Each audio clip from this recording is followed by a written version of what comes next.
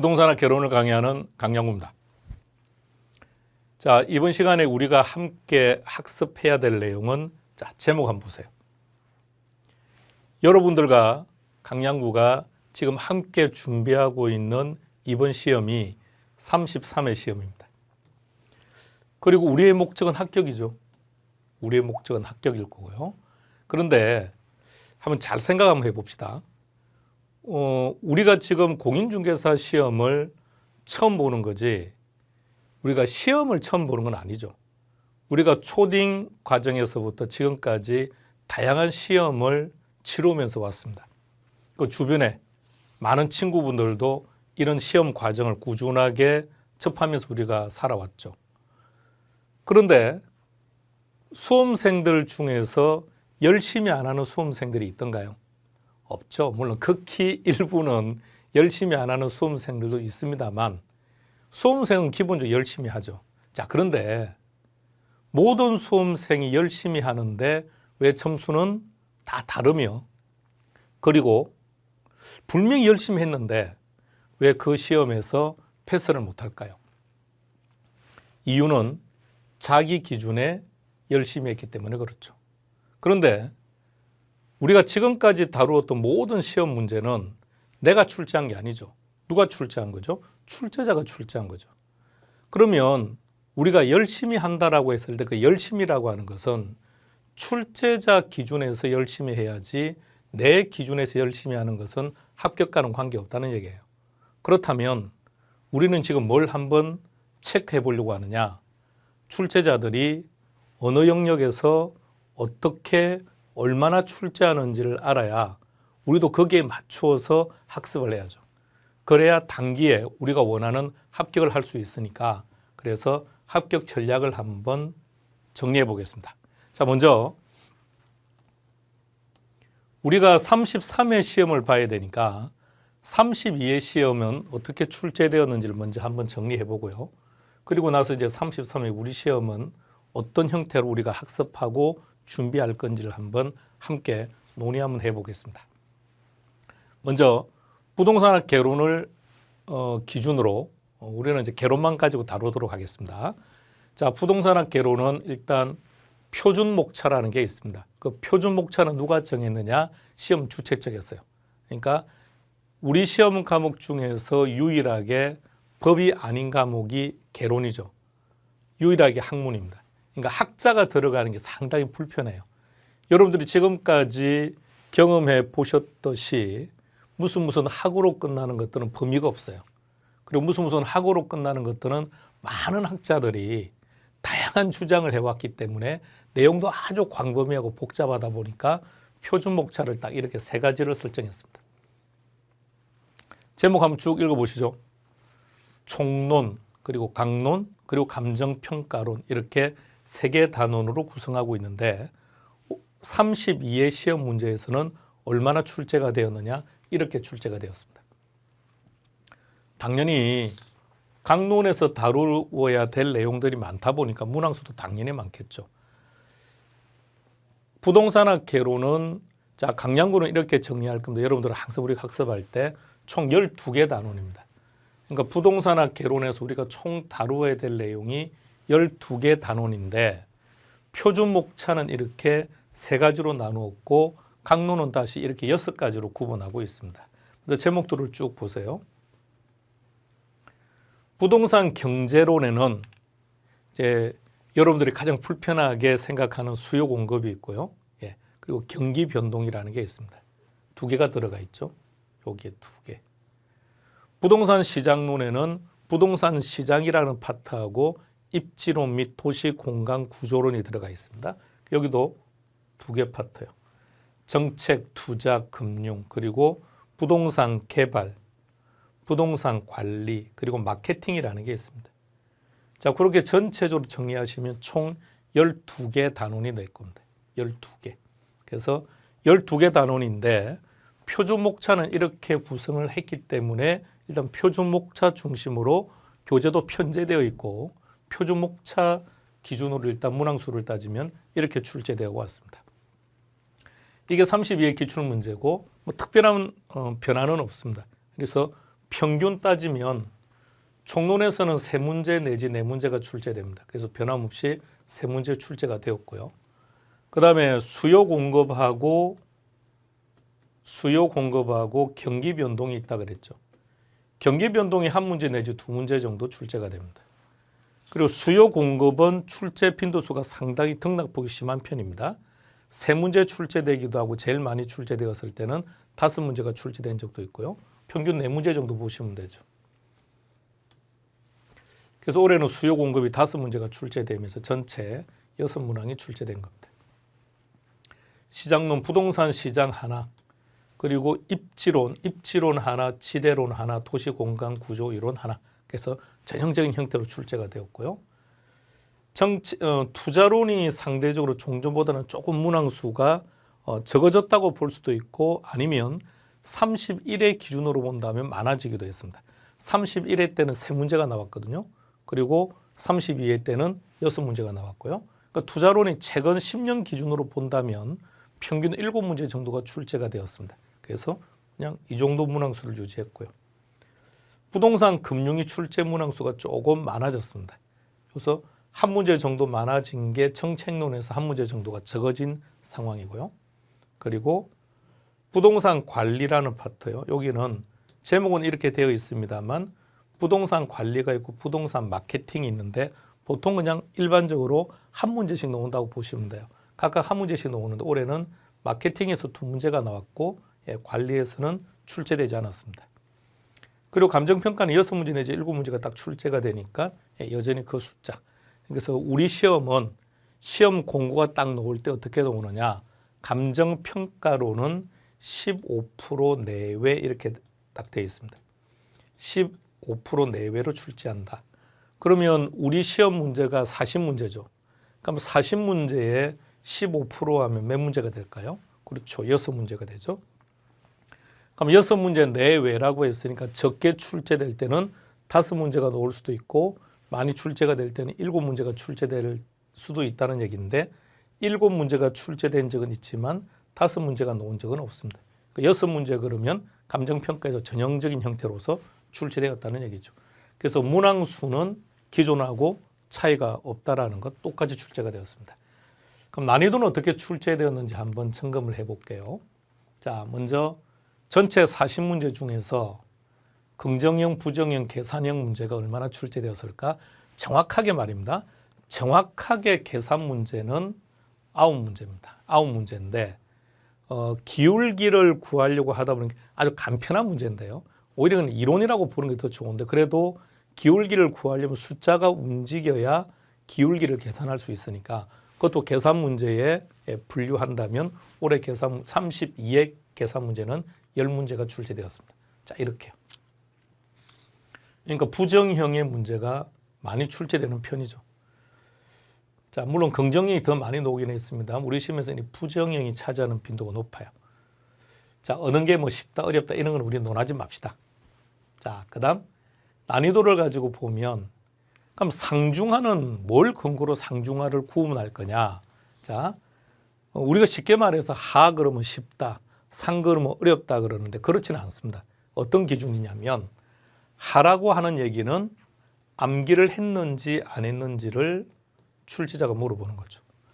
다음 중 시장 실패 원인이 아닌 것 찾아라. 그럼 시장 실패 원인을 암기하고 있으면 답은 바로 찾는 거죠. 그런데 시장 실패 원인을 암기하지 않은 상태라고 하거나 암기는 했었는데 시험장에서 깜빡했다면 답 못 찾는 거죠. 그러니까 학급이라고 해서 쉽다가 아니죠. 암기를 하고 있는지 아닌지를 물어보는 스타일의 문제예요. 그럼 상급은 어떤 거냐? 응용하는 스타일입니다. 그래서 불편하다는 얘기죠. 중급은 이해를 하고 있는지를 물어봅니다. 그래서 시험 문제는 일반적으로 본다면 3대 4대 3으로 출제합니다. 그럼 3대 4대 3이라는 것은 어떤 근거에서 나왔느냐? 그는 15회 시험이 끝난 후에 주최 측에서 시험을 관리하는 측에서 이렇게 출제하겠습니다라고 공시했을 때 나왔던 데이터입니다. 그래서 올해 문항수는 이렇게.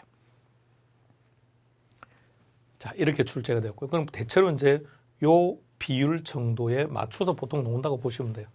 올해는 상중하가 이렇게 출제되어 왔습니다. 자, 이제 32회 시험은 어떻게 출제가 되었는지 전체적인 내용을 한번 설명을 드렸고요.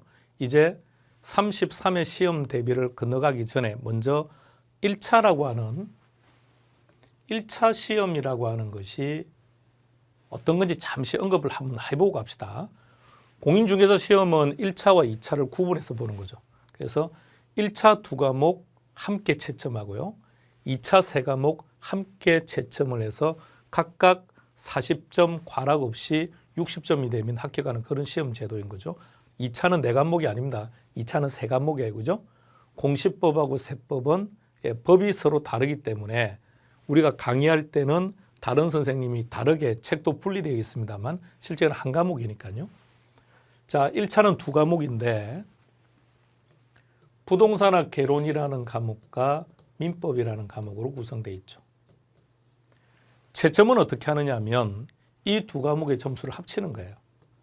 그럼 이 2과목을 합쳤을 때 120점을 받았다라고 한다면 평균 60점이 되는 거죠. 자, 그런데 개론은 37.5를 받고 민법은 62.5를 받으면 120점이 되는 것은 맞는데, 그죠? 이렇게 하면 120점이 나오질 않네요. 자, 가령 자, 이렇게 받고 그럼 이걸 많이 받아야 되겠네요. 몇 점 받아야 됩니까? 82.5.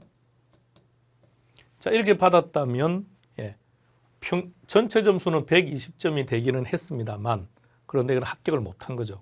어떤 한 과목이라도 40점 밑으로 과락되는 과목이 있어서는 안 되는 거니까요. 자, 그럼 여기서 이제 한 가지요. 그럼 이렇게 한번 생각해 보시기 바랍니다.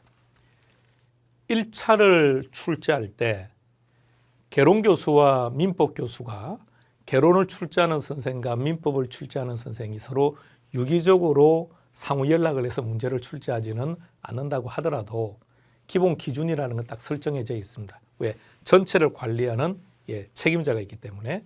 자, 그러면 말입니다. 이렇게 한번 생각해 보세요. 개론은 문제를 조금 타이트하게 출제한 거예요. 좀 어렵게, 불편하게. 그래서 50점 받을 수 있도록. 그렇다면 민법은 상대적으로 70점을 받을 수 있도록 출제하는 거죠. 그러면 둘을 합치면 120점이 되죠. 그럼 평균 60점이 됨과 동시에 한 과목이라도 과락되는 과목이 없죠. 그러면 공인중개사 시험 과목에서 1차는 일반적으로 보편적으로 이렇게 출제하고 있다고 생각하시면 돼요. 그렇다면 수험생 입장에서는 어떤 전략으로 가면 좋으냐? 나는 경제학과를 졸업했다. 나는 상경 계열을 전공했다. 그렇기 때문에 나는 개론에 조금 더 점수를 많이 받고 민법은 아무래도 내가 조금 척선과 잘 안 맞는 것 같아서 여기는 점수를 조금 적게 받아서 합격해야지. 이런 전략은 아주 위험한 전략입니다. 왜 위험한지 아시겠습니까? 그 해 개론은 아주 어렵게 출제가 되었고 민법이 상대적으로 쉽게 출제가 되었다면 어떻게 되는지 아시겠죠? 그러니까 수험생 입장에서 볼 때 어떤 과목이 쉽다 어렵다는 것은 실제 큰 의미가 없습니다. 출제자가 문제를 어떻게 출제하느냐에 따라 점수는 완전히 달라져요. 이거 꼭 좀 염두에 두셔야 됩니다. 여러분, 시험 준비는 말입니다. 내 중심으로 하면 안 돼요. 수험생 자신 중심으로 하는 것이 아니라 출제자 중심으로 우리가 학습을 해야 돼요. 왜 그럴까요? 출제자가 시험을 출제하니까요. 그들이 어떻게 출제하는지를 보고 우리가 거기에 맞추어서 학습을 해야지 내 기준으로 학습을 하게 되면 그런 합격과는 관계없는 결과가 나온다는 얘기입니다. 따라서 어떻게 학습하는 게 제일 좋을까? 일반적인 기준이 이렇다는 얘기예요. 일반적인 기준이. 그렇다면 32회 시험은 개론을 70점, 민법을 50점 받는 사람이 합격할 수 있도록 출제를 했다고 보시면 돼요. 그럼 다시 표현해서 개론은 평소보다 점수를 조금 더 많이 받을 수 있도록 출제했고 민법은 평소 모의고사보다는 점수를 조금 더 낮게 받을 수 있도록 문제가 출제되었다는 얘기예요. 그래서 이 둘을 합쳐서 평균 60점이 되도록 출제했다는 얘기입니다. 그렇다면 33회 시험에서는 이게 바뀌어져서 나올 가능성이 높습니다. 정해진 건 없습니다. 정해진 것도 없고 시험을 주최하는 측에서 공시한 적도 없습니다. 단 오랜 시간 동안 이제 강의를 하다 보니 1차 두 과목의 관계가 한 해는 개론이, 한 해는 민법이 번갈아 가면서 쉽고 어렵고 이렇게 출제되는 게 일반적입니다. 물론 그러다가 어느 특정한 해에는 계속해서 개론이 어렵게 출제되거나 민법이 어렵게 출제된 적도 있기는 합니다만 그런 경우는 지극히 예외적이고요. 보통 이렇게 번갈아 가면서. 그래서 31회 시험 기준으로 보면 그 해에는 개론이 어려웠습니다. 32회는 개론이 민법보다는 상대적으로 쉬웠다는 얘기죠. 그러면 33회 시험은 개론이 조금 불편해질 것 같아요. 개론이 조금 더 까다롭게 출제가 되고 민법은 평소 모의고사보다 조금 더 많이 받을 수 있도록 문제가 나올 가능성이 많다는 겁니다. 그러면 우리 입장에서는 어떻게 학습하는 게 좋을까요? 올해는 33회 시험은 민법이 조금 더 쉽게 나올 테니까 여기 집중하자. 그런 전략은 안 된다고요. 왜? 이게 정해진 게 아니니까요. 규칙이 아닌 거니까. 자, 그렇다면 우리는 어떻게 해야 되느냐? 1차 두 과목은 어느 특정한 과목에서 내가 좀 더 자신이 있기 때문에 여기에 좀 더 집중해서 정리해야지 이건 아주 위험한 전략이에요. 그래서 1차 두 과목은 여러분들이 투자해야 되는 열정은 동일하게. 자, 동일하게 해서 각각 60점, 60점으로 합격해야 되겠다라는 전략으로 학습을 하셔야 됩니다. 그러다가 이제 시험장에서 어느 특정한 과목이 조금 더 난이도가 높을까요? 그럼 그 과목은 어쩔 수 없이 평균 점수가 평소보다는 좀 떨어지겠죠. 그럼 상대적으로 다른 과목이 조금 더 점수를 많이 받을 수 있도록 출제가 되었을 거예요. 그렇게 해서 우리가 합격하는 겁니다. 그렇다면 1차 과목에서 어느 특정한 과목에 조금 더 집중해서 점수를 많이 받아야 되겠다라는 전략은 절대로 하시면 안 됩니다. 여러분들과 학습하는 과정에 이 이야기는 처음 한 거예요. 그러니까 꼭 이 전략으로 학습하셔야 됩니다. 자, 이제 32의 시험 문제가 어떻게 출제되었으며 그리고 시험 문제는 어떤 형태로 나오는 1차는 어떻게 준비해야 될 건지를 일단 정리를 했으니까 이제 33회 합격 전략으로 갑시다. 자, 앞으로도 강량구는 여러분들에게 동일한 표현을 여러 번 쓸 거예요. 어떤 표현을 쓸 거냐? 반드시 출제자 중심으로 학습해야 된다. 아시겠죠? 출제자가 어떻게 출제할 건지를 근거로 해서 우리가 시험 준비를 하는 거죠. 자, 그런데 누가 출제자인지도 모르겠고 그 사람이 어떻게 출제할지 어떤 문제를 좋아하는지 우리가 어떻게 알아? 자, 그럼 어떻게 할까요? 그렇죠. 그래서 기출문제가 바이블입니다. 공인중개사 시험에서만 기출문제가 바이블이 아니고요. 어떤 시험에서나 기출문제는 바이블입니다. 한번 기억을 한번 더듬어 보세요. 우리가 초등학교에서 중학교로, 중학교에서 고등학교로 또는 고등학교에서 대학교로 갈 때 우리가 기출문제를 얼마나 많이 봤는지, 얼마나 중시했는지, 그때 당시 선생님께서도 얼마나 강조했는지 잘 생각해 보세요. 물론 이제 어느 순간 이제 기출문제 중심에서 수능화되면서 약간 형태가 달라지긴 했습니다만 여전히 수능 시대에도 기출문제는 바이블이죠. 자, 기출문제가 제일 중요하다고요. 그러면 기출문제를 딱 보면 출제자가 이렇게 출제하고 있구나라는 것을 알 수 있다는 얘기입니다. 자, 이렇게 한번 가정을 한번 해보겠습니다. 자, 시험을 주최하는 주최 측에서 여러분들에게 시험 문제를 출제해 달라고 의뢰가 들어왔다고 딱 전제합시다. 그럼 여러분들은 제일 먼저 뭘 보시겠습니까? 개론책을 보면서 여러분들이 좋아하는 문제를 출제하시겠습니까? 아니면요, 도서관에 가서 많은 책을 가지고 와서 그래서 막 찾아보실 겁니까? 아니죠. 출제 의뢰가 딱 들어오면 내 입장에서는 출제를 해본 적이 없는데요. 어떤 내용을 어떤 식으로 출제할 건지 어떻게 결정하겠습니까? 그렇겠죠. 감 잡았죠. 기출 문제를 먼저 보겠죠. 어떤 시험이나 시험 의뢰가 딱 들어오면 자, 출제자는 뭘 제일 먼저 보느냐? 기출 문제를.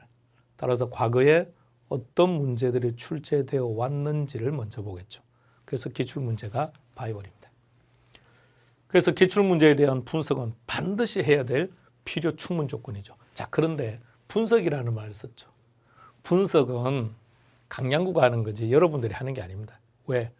분석을 하려면 그래도 중개사 시험을 최소 5년 10년 정도는 뭘 학습을 했어야죠. 여러분들은 올해 시험 준비하는 거 아닙니까? 아니면 뭐 작년 한번 시험을 가볍게라도 봤다라고 한다면 한 뭐 1.5년 내지는 2년 정도요. 그 정도 학습하면서 분석을 한다는 것은 안 되죠. 그럼 시간만 괜히 낭비하는 거니까. 분석은 강량구가 할 것이고, 그래서 여러분들은 강량구와 지금 같이 학습을 하는 거죠. 그러니까 여러분들은 분석하실 필요는 없고, 분석의 결과를 여러분들에게 설명드리면 여러분들은 강량구가 강조하는 방식으로 또 설명드리는 방식으로 학습만 하시면 된다는 얘기입니다. 자, 두 번째. 기출문제를 평소도 많이 강조할 겁니다. 기출문제를 보십시오라고 하다 보니 이제 수험생 입장에서는요, 기출문제를 한 번만 보고 끝나는 것이 아니라 여러 번 반복해서 보게 되는 거죠. 그렇게 되면 자신의 의도와는 상관없이, 그렇죠, 답을 암기하게 돼요. 그래서 문제를 딱 보면 가장 큰 불편한 게 뭘까요? 답이 먼저 보인다. 이 문제 답 4번이야. 자, 이렇게 보인다는 거예요. 이런 학습은 절대 하시면 안 됩니다. 그럼 다시 말하면, 자, 잘 생각해 보세요. 지금까지 여러분들에게 기출문제를 푸십시오라는 얘기를 안 했죠. 기출문제를 보세요라는 표현을 썼습니다. 기출문제를 분석은 강량구가 합니다만 기출문제를 보십시오라고 했던 이유는 아시겠습니까? 문제가 어떻게 출제되는지, 출제 유형을 봐달라는 얘기입니다. 출제 유형을 보시라고 기출문제를 봐라고 했더니 수험생의 대부분은 기출문제를 많이 보다 보니까 자연스럽게 답을 외우는 거죠. 그래서 시험 보러 갔습니다. 어떤 출제자도 기출문제와 100% 동일하게 출제하는 자는 전혀 없어요. 그런 문제는 단 한 문제도 없습니다. 가령 이런 건 있겠죠. 자, 올해 우리가 33회 시험이니까 33회의 1번 문제 동그라미 1번은 30회 기출지문이고요. 동그라미 2번은 29회 기출지문이고 동그라미 3번은 31회 기출지문이고 이럴 수는 있겠죠. 이럴 수는 있겠지만 동일한 문제가 또다시 출제되는 것은 없다고요. 자, 그렇다면 이제 또 그중에서는 어떻게 출제가 되느냐. 30회 때는 틀린 지문으로 출제가 되었었는데 33회 시험에서는 그걸 옳은 지문으로 바꿔서 출제한다는 얘기입니다. 또는 옳은 지문이었는데 틀린 지문으로 바꾸는 거죠. 그럼 다시 말하면 정확하게 알고 있지 않고 문제를 많이 풀어서 눈으로 학습하신 분들은 함정에 바로 빠져버릴 수 있다는 얘기입니다. 그래서 틀린 지문은 옳은 지문으로, 옳은 지문은 틀린 지문으로 이렇게 해석 가능할 수 있도록 기출문제를 봐야 된다는 얘기입니다. 자, 세 번째 한번 볼까요? 학습하는 매 순간순간 기출문제와 함께 하셔야 됩니다. 그리고 수업 시간 항상 여러분들이 그렇게 할 거예요. 그래서 강량구와 여러분들이 함께 학습하는 이 시간에는 끝없이 기출문제를 보여드릴 거예요. 입문 과정에서부터 끝나는 그날까지. 기출문제에 계속 노출되어 있어야 됩니다. 그래서 기출문제에 여러분들이 100% 노출되어 있어야만, 그래야만 점점 쉬워져요. 처음 볼 때는 불편했던 문제가 어느 순간 자연스럽게 다가올 겁니다. 그리고 꼭 기억해 두세요. 꼭 기억하세요. 기출문제를 푸는 게 아닙니다.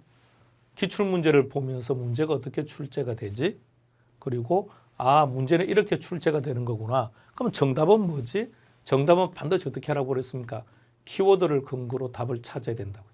키워드가 뭐지? 꼭 이렇게 학습을 해 두셔야 시험장 갔을 때 답을 정확하게 찾아올 수 있습니다.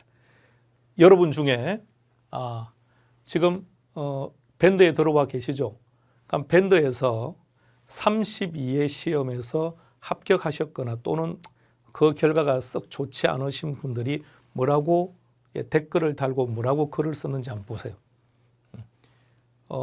수업 시간에 강조했던 그 키워드를 근거로 답을 찾았다는 말들을 많이 하고 있을 겁니다. 그렇게 답을 찾아야, 즉 답은 반드시 직관적으로 찾아야만 시험장에서 시간이 부족한 일이 안 생긴다는 얘기입니다. 자, 이제 학습 범위를 한번 결정해 볼까요? 자, 보세요. 학습 범위는 기출문제가 제일 중요하죠. 기출문제 범위죠. 근데 이제 개론은 좀 좋은 게 표준 목차가 있다 그랬죠. 근데 재밌는 것은 말입니다. 표준 목차는 부동산 투자 딱 이렇게 하면 제목이 나와 있어요. 그럼 이렇게 놓으면 안 되고 부동산 투자 중에서 어떤 내용. 그러니까 부동산 투자 중에서 화폐 시간 가치 중에서 화폐 시간 가치에서도 이런 내용들.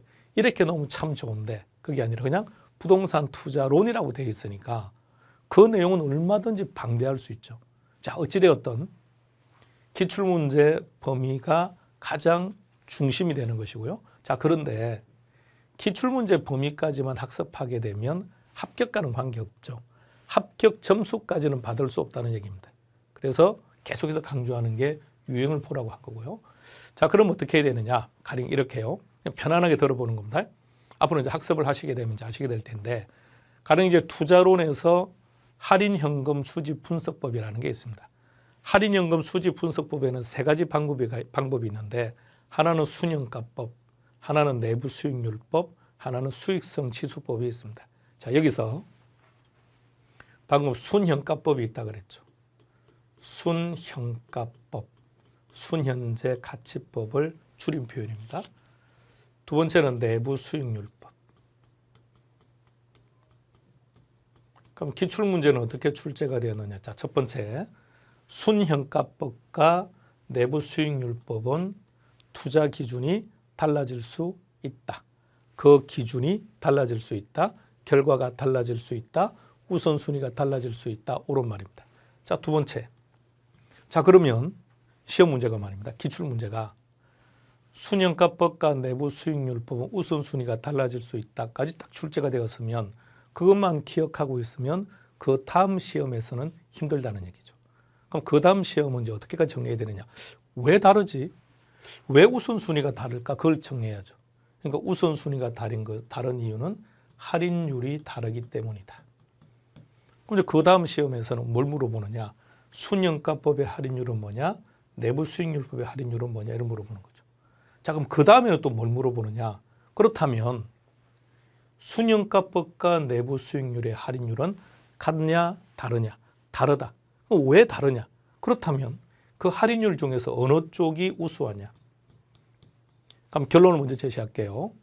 순현가법에서 할인율은 요구 수익률을 사용합니다. 내부 수익률법에서 할인율은 내부 수익률을 사용하는데, 여기서 요구 수익률과 내부 수익률 중에서는 의사결정에 있어서는 요구 수익률이 훨씬 우수한 기법이에요. 그래서 요구 수익률을 사용하는 순현가법이 내부 수익률법보다 우수하다. 이렇게. 그럼 다시 말하면 기출문제가 딱 출제가 되면 그 범위를 먼저 확정 짓고요. 거기서 우리는 어떻게 해야 되느냐? 한 단계나 두 단계 정도까지만 더 학습을 해놓으면 돼요. 그래서 순현가법과 내부 수익률법은 우선순위가 다르다. 여기까지 출제가 되었다면 여기까지 끝내는 것이 아니라 그 다음 단계. 할인율이 다르다? 다져요. 우선순위가 다르다? 그럼 그 다음 단계는 뭐냐? 왜 우선순위가 다르냐? 이렇게 놓는 거죠. 그럼 그 다음 단계까지 간다면 결론 우선순위가 다른 이유는 할인율이 다르기 때문이거든요. 그럼 그 두 번째 단계는 어디까지 가느냐? 그 할인율이 뭐냐? 또는 어떤 할인율이 우수하냐? 자, 거기까지. 그래서 한 두 단계까지만 가두면 그러면 한 80점까지는 무난할 겁니다. 왜 90점, 100점이라는 말을 쓰지 않았느냐 그러면 상급의 문제. 상급의 문제는 앞서 응용한다 그랬죠. 여기까지는 손대지 않는 게 좋고요. 또 하나, 앞으로 잠시 넘어갔다고 볼게요. 자, 여기서 한번 보세요. 32회 같은 경우도 32회 같은 경우도 중급과 하급 문제를 합치면 30문제죠. 몇 문제를 맞추면 60점이 됩니까? 24문제요. 24문제를 맞추면 그러면 60점이죠. 합격이죠. 그렇다면 다시 표현했을 때 상급 문제는 아예 손대지 않는 것이 훨씬 합리적으로 합격하는 방법입니다. 중개사 강의를 하면서 한편 이해가 되지 않는 이유가 되지 않는 것 중에 한 가지가 뭐냐면요. 수험생들을 바라볼 때요. 이해가 되지 않는 부분 중에 가장 큰 부분이 뭐냐면 왜 100점 받으려고 시험 준비를 할까? 이게 늘 궁금해요. 우리가 초등 때부터 60점을 받으면 합격하는 그런 제도에 익숙하지 못해요. 그러다 보니까 항상 우리는 100점 만점을 기준으로 삼다 보니까 아직 공인중개사는 상대평가는 아니죠. 여러분 상대평가 그런 거 걱정할 필요 없어요. 33회 시험을 대비하는 여러분들은 상대평가와는 전혀 관계없으니까요. 그럼 우리는 상대평가와는 관계없으니까 철저하게 몇 점요? 60점요. 그러면 60점을 받을 수 있는 학습 범위와 60점을 받을 수 있는 학습 전략으로 학습하시는 게 결과적으로 시험 끝나고 난 다음에 합리적인 방법일 거예요. 다시 표현해서 90점, 80점 좋은 점수 아닙니다. 60점이 가장 좋은 점수입니다. 그리고 시험에 있어서 제일 중요한 게 뭐냐? 이겁니다. 제일 중요하고요. 제일 어렵고 힘든 겁니다. 누구나 다 알고 있습니다. 여러분 모두가 다 동의하시고 알고 있는 내용인데 현실적으로 상당히 실천하지 못하는 내용. 그래서 합격하는 제일 좋은 거 다 필요 없어요. 뭐 누구와 어떻게 학습하 다 필요 없는 거고, 그럼 결론은 알고 있는 내용을 계속 반복해서 숙달 반복시키고, 그래서 어느 날 자연스럽게 내 몸이 인식할 정도로 반복하고, 그리고 시험장 가서 실수하지 않고, 그러면 합격하는 점수는 무난하게 받을 수 있습니다. 자, 33회 합격 전략까지 해서 우리가 이제 어떻게 올해 우리 시험에 대비할 거냐. 그래서 방금 설명드렸던 이 내용을 실천만 한다면 단기간에 편안하게 합격할 수 있을 겁니다. 자, 이제 우리는 정규 시간에 뵙겠습니다. 수고했습니다.